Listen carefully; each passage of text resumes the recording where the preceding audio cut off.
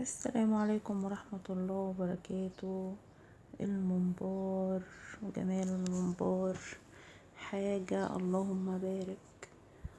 طبعا مفيش حد طبعا بيحبش الممبار، كلنا بنحبه، من الاكلات الجميلة جدا.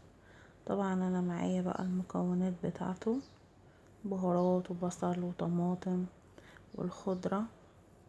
تمام. اهم حاجة البهارات اللي بتديله الطعم. معايا هنا حلة فيها شوية زيت، هنزل عليهم ببصلاية، يعني بصلاية كبيرة، بصلتين. بيحب البصل طبعا.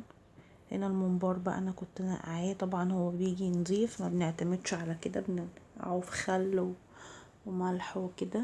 تمام. هنا البصلة اتحمرت، انزل عليها بالبهارات.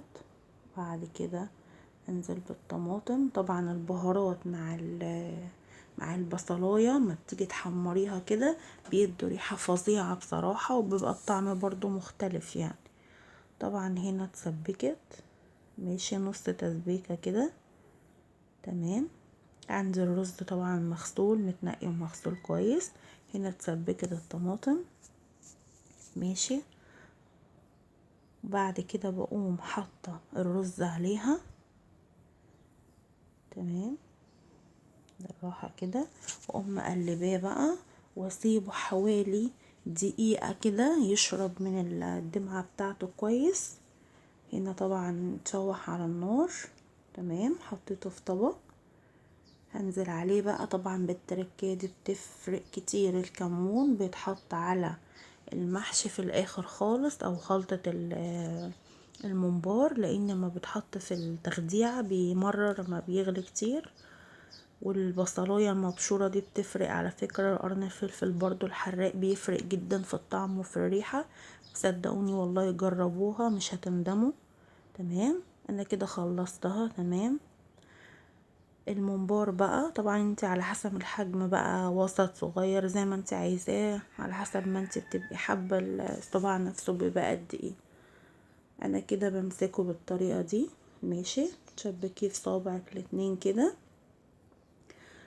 بس، وبتحشي كده. طبعا الخلطة سخنة، فانتوا تصبروا عليها بقى، انا ما صبرتش عليها عشان كنت بصور ومستعجلة عليها.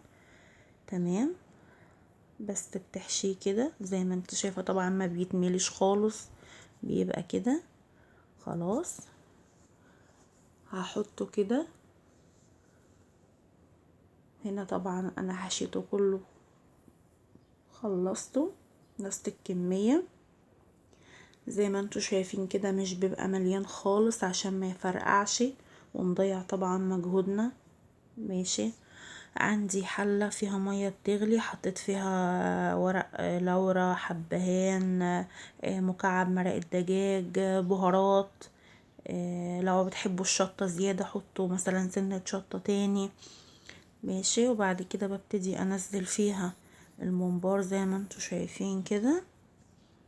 تمام. طبعا هنا الممبار بقى اتسلق تحفة بصراحة، مش محتاج تحمير، هو يتاكل كده بصراحة جميل وشكله تحفة جدا بصراحة. انتوا شايفين قدامكم. طبعا انا هنا جبت طاسة فيها زيت، ماشي. بعد كده هنزل بالممبار. تمام. طبعا الزيت ما كانش سخن قوي، فانتوا برضو تنزلوا عليه لما يكون الزيت سخن جدا. انا بصراحة ما استنيتش.